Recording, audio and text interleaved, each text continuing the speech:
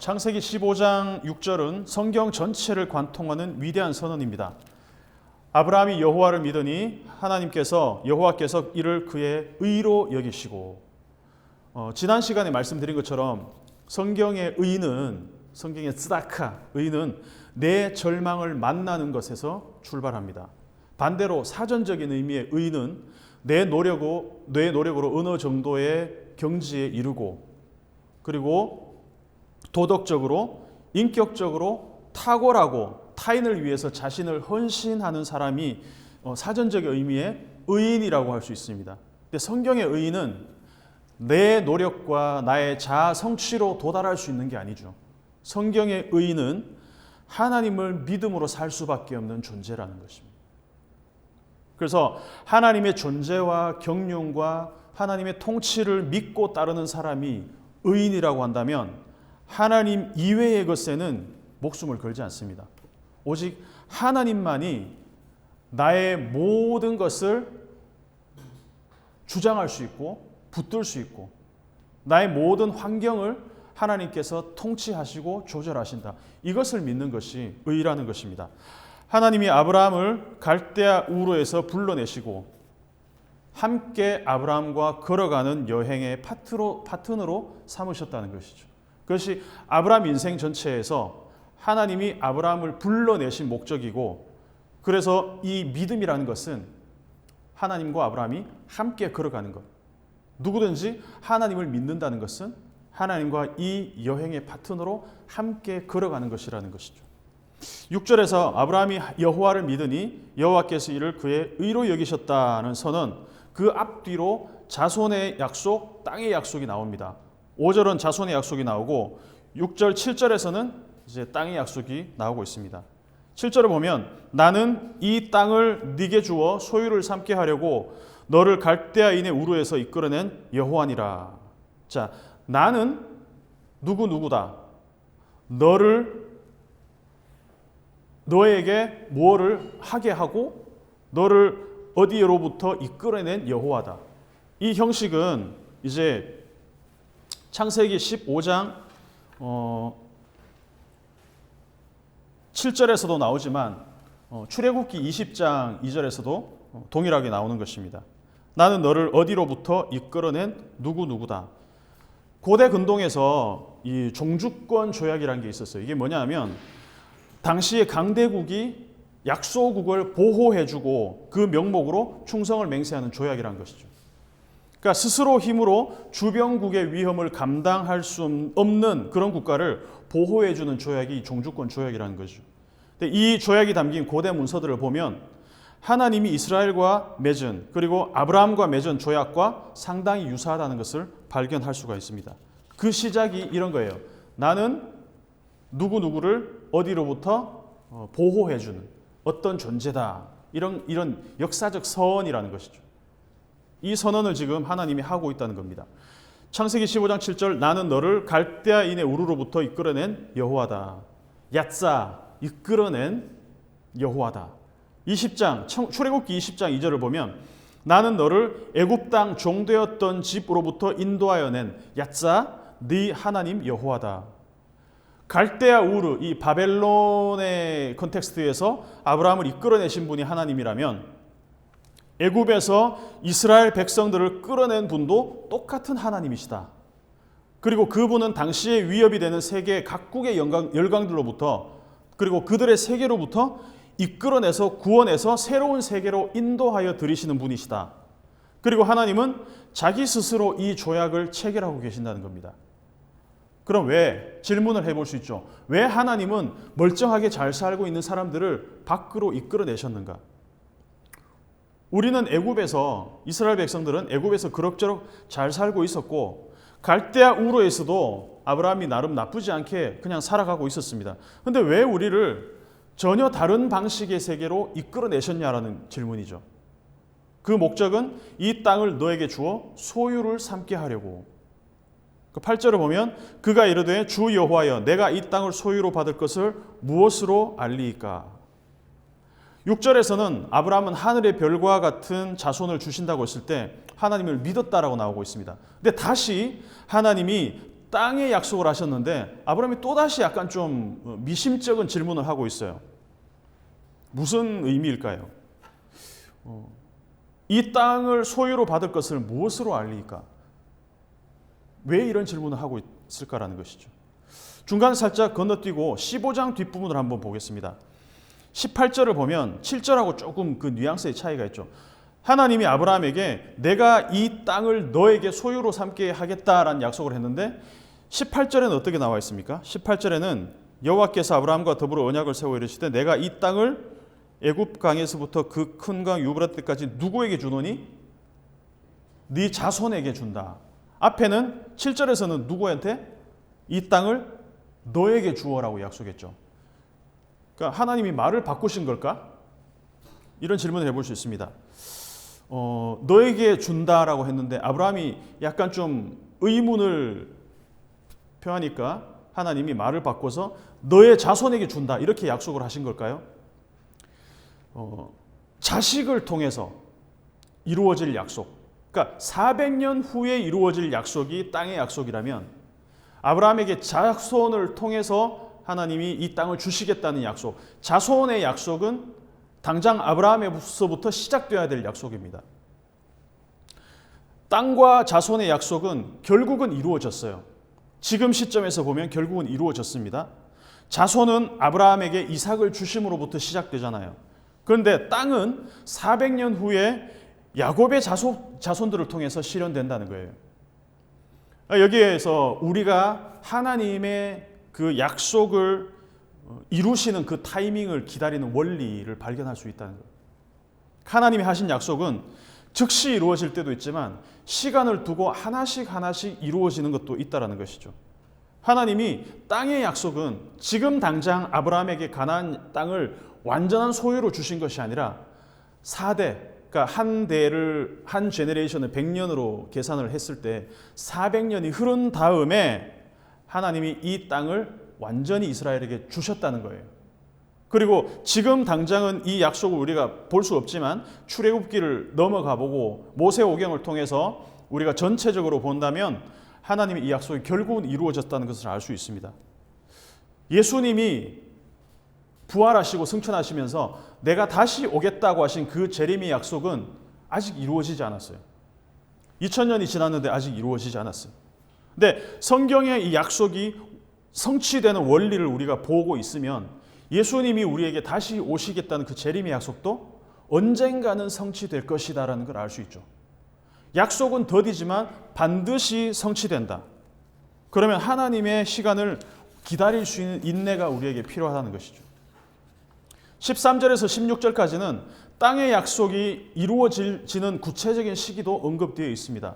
여호와께서 아브라함에게 이르시되 너의 자손이 이방에서 객이되어 그들을 섬기겠고 그들은 400년 동안 너의 자손을 괴롭히리니 그들이 섬기는 나라를 내가 징벌할지며 그 후에 네 자손이 큰 재물을 이끌고 나오리라. 네 자손은 4대 만에 이 땅으로 돌아올 것이다.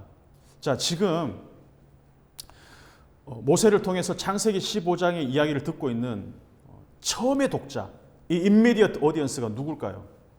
이 창세기 15장을 모세를 통해서 기록하게 하고 이것을 처음 이 내용을 듣는 사람들은 얼마 전까지 이집트에서 노예 생활을 하다가 하나님이 이끌어내셔서 약속의 땅으로 지금 건너가는 중인, 그리고 건너온 이스라엘 백성들이라는 거죠. 그죠? 그래서 이 사람들이 처음 이 모세의 설교를 듣고 모세의 이 모세오경을 접하고 나서 창세기 15장을 듣고 읽을 때 이거 우리 얘기인데? 하나님의 약속은 아브라함에게 하신 그대로 400년 만에 진짜로 이루어졌네. 그러니까 첫 독자들은, 첫 청중들은 이 15장의 내용을 보면서 자기들의 이야기라는 걸 알고 깜짝 놀랄 거라는 거죠. 그리고 이스라엘 백성들에게 주실 땅의 경계도 18절부터 21절까지 분명하게 기록되어 있습니다. 처음 하나님이 아브라함을 불러내셨을 때는 큰 그림만 보여주시죠. 네 본토 친척 아비 집을 떠나와라. 그리고 어디로? 내가 너에게 보여줄 땅으로 가라. 이렇게 말씀하셨어요. 근데 그 보여줄 땅, 아직 확정되어 있지 않은 땅 같지만 하나님은 이미 그 경계를 충분히 알고 계시고 나누어 놓으셨고 아브라함에게 주실 계획을 갖고 계시다는 거죠. 그리고 그 경계가 가나안 땅의 경계가 점점 분명하게 드러나고 있다는 것입니다. 만약에 지금부터 400년 전쯤에 한 1600년 초반이나 1500년 말 정도 대략 인진왜란 일어난 그 시기쯤에 어떤 문서가 하나 발견됐다고 합시다. 1600년 초반, 1500년 후반쯤에 쓴 문서가 지금 발견되어서 우리가 읽게 되었어요. 근데 그 내용이 뭐냐 하면 2000년 초반, 2020년 정도에 어떠한 일이 일어날 거야 라는 이 내용이 기록된 문서를 우리가 발견했다고 싶습니다. 그리고 우리가 그걸 읽고 있다고 생각합시다. 그리고 놀랍도록 지금 현실과 너무 똑같은 게 400년 전에 쓴 그 문서가 우리를 지금 읽고 있다고 생각하면 소름 돋지 않겠습니까? 이걸 과연 누가 썼을까? 1500년 후반에 이 문서를 쓴 사람이 과연 누굴까? 누군지는 몰라도 그 사람은 역사를 써 내려가는 초월적인 존재가 아닐까 우리는 그렇게 생각을 하겠죠. 이스라엘 백성들이 15장, 창세기 15장의 내용을 읽으면서 하나님이 이루신 그 약속이 읽고 있는 자기들의 그 이야기라는 것을 딱 발견했을 때 이분이 누군지는 정확히 모르지만 이분은 여호와 하나님이란 이분은 역사의 주관자시고 그 언약대로 아브라함의 자손인 우리를 통해서 약속을 이루어 가시는 분이구나라는 것을 발견할 수 있다는 거죠. 지금 이 이야기를 듣는 최초의 청중들의 그 흥분된 마음을 한번 상상해 봤으면 좋겠습니다. 그리고 이 아브라함에게 자손과 땅을 약속하셨던 그분이 지금 우리를 애굽에서 건져내셨던 그 하나님, 그 여호와 하나님이라는 것을 알게 됐을 때의 그 놀라움, 그리고 그 하나님이 지금 우리에게 말씀하시는 그 동일한 하나님이라는 것을 발견하는 그 기쁨이 우리에게 있었으면 좋겠다는 거죠. 우리가 아브라함 이야기를 읽어 나갈 때 지금 현재 우리의 이야기로 읽을 수 있었으면 좋겠습니다. 그래서 하나님은 자기를 계시하실 때 아브라함의 하나님, 이삭의 하나님, 야곱의 하나님, 아브라함도 죽었고 이삭도 죽었고 야곱도 죽었고 유다도 죽었고 다 죽었지만 하나님은 여전히 살아계신 하나님이라는 것을 이스라엘에게 계시하고 있다는 것이죠. 그분인 이스라엘의 하나님이 되시고 동일한 하나님이 지금 여기 우리의 하나님이 되신다는 거죠. 알파와 오메가 되신 태초부터 지금까지 영원까지 살아계시는 초시간적인 초공간적인 존재, 그분이 바벨론에서 아브라함을 이끌어내신 야사해내신 그분이시고 애굽으로부터 이스라엘을 이끌어내신 그 하나님이시고, 그렇다면 그분은 지금도 우리를 이 세계 밖으로 우주로 이끌어내신다는 게 아니라 이 익숙한 시스템으로 돌아가는 이 세계 바깥으로 우리를 이끌어내고 싶어 하신다는 거죠. 그리고 하나님이 언약의 파트너로 우리를 붙들고 함께 가고 싶어 하신다는 얘기입니다. 15장에는 이 하나님의 언약을 보증하는 독특한 제사의식이 나옵니다.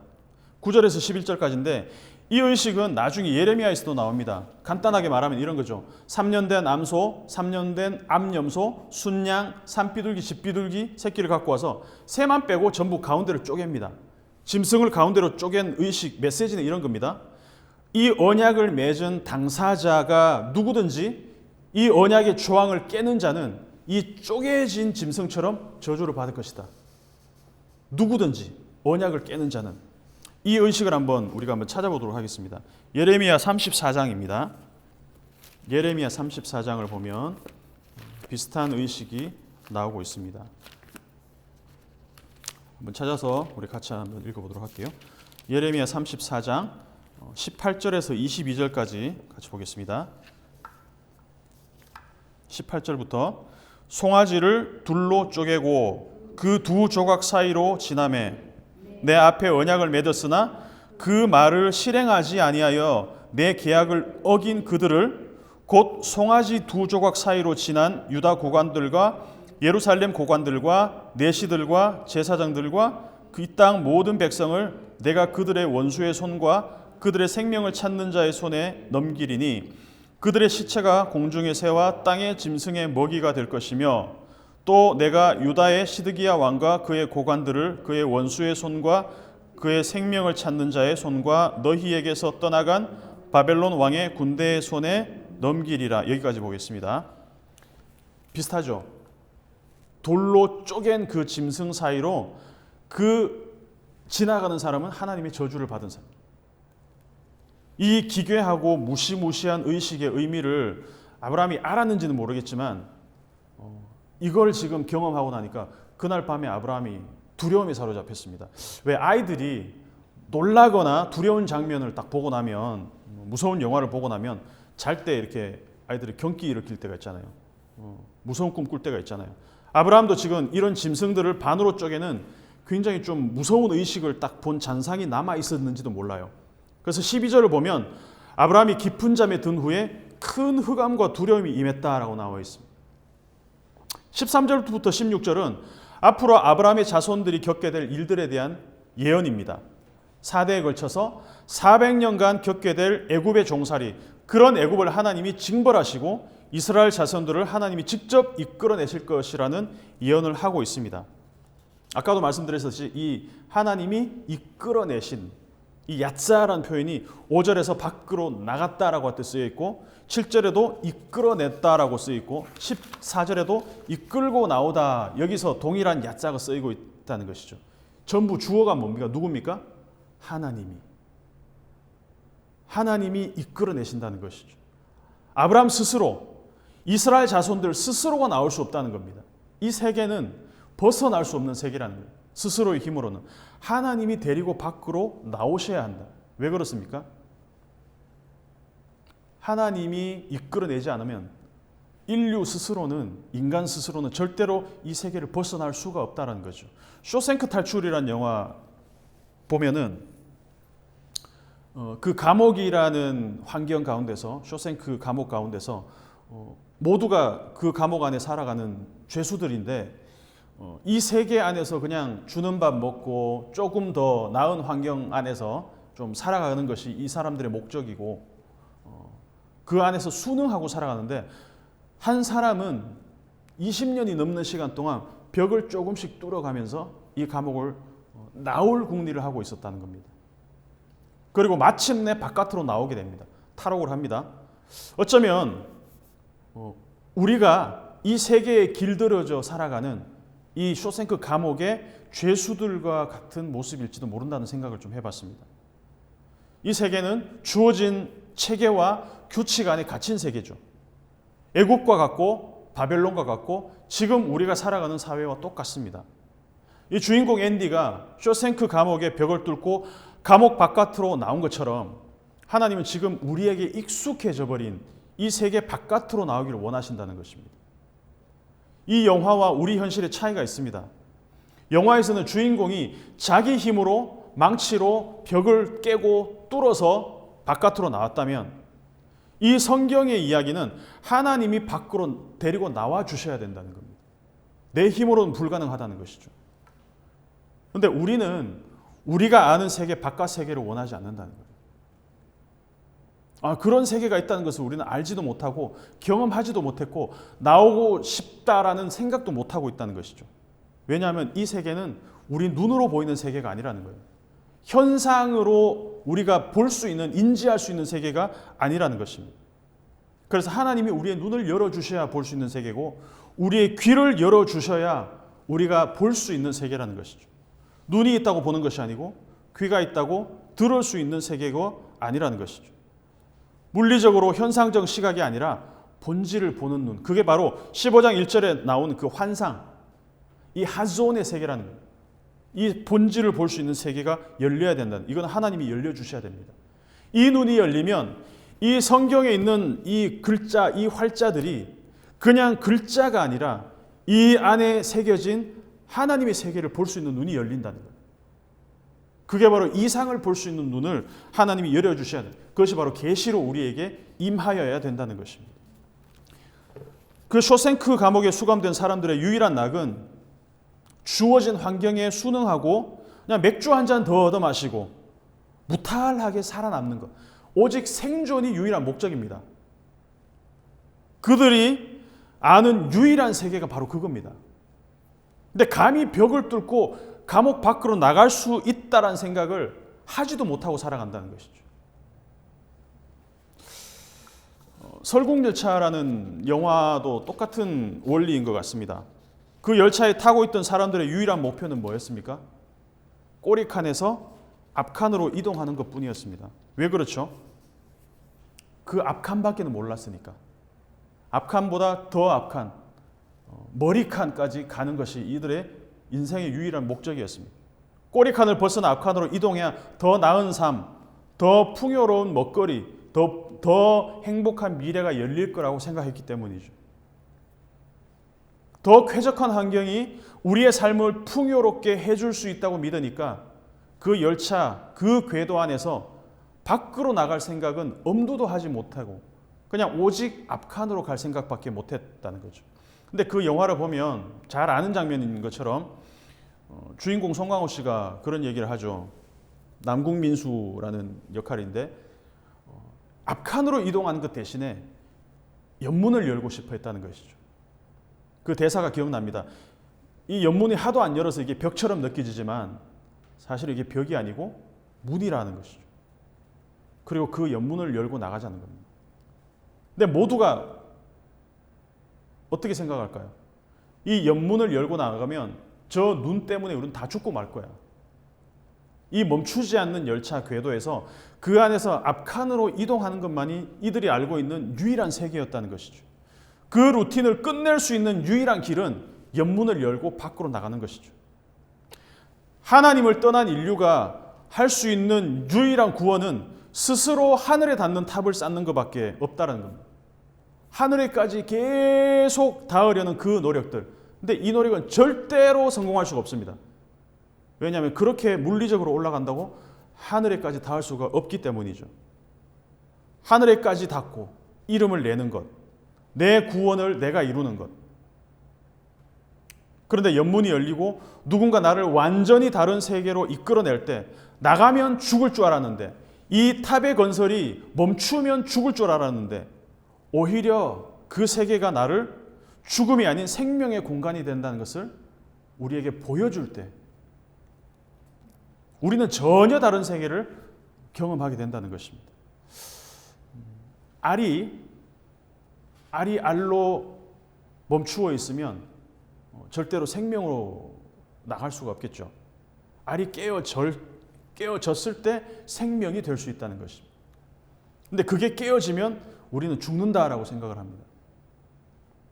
내가 아는 세계, 안전하게 보호된 이 열차 안, 이 알 속에 나, 그리고 이 벽처럼 굳어져 있는 우리 일상의 루틴, 이것이 깨어지면 우리는 죽는다고 생각합니다.